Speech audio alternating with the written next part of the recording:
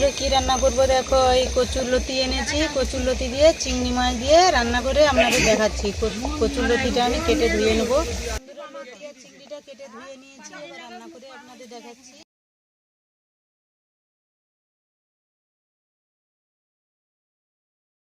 কড়ার মধ্যে তেল দিয়ে দেবো,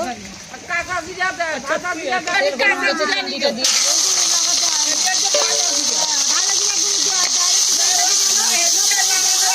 এতে রান্না করছি, ফোড়ন দিয়ে দেবো। কেটে রাখা লতিটা দিয়ে দেবো।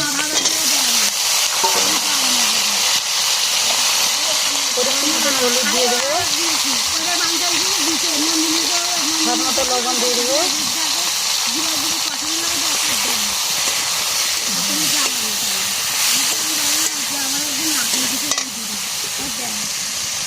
এখানে আদা জিরা বেটে রাখছি, দিয়ে দেবো। লঙ্কা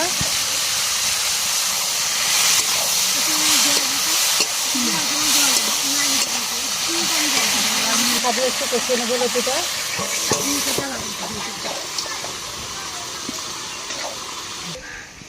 লতিটা কষানো হয়েছে নাকি দেখে নেবো।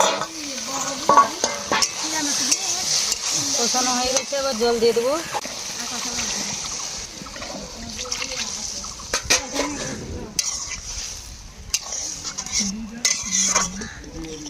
কেটে রাখা টমেটো কুচি দিয়ে দেবো।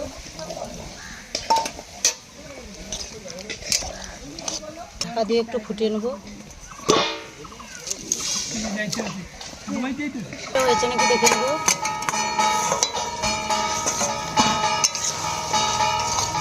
হয়ে গেছে, এবার ঢেলে নেবো।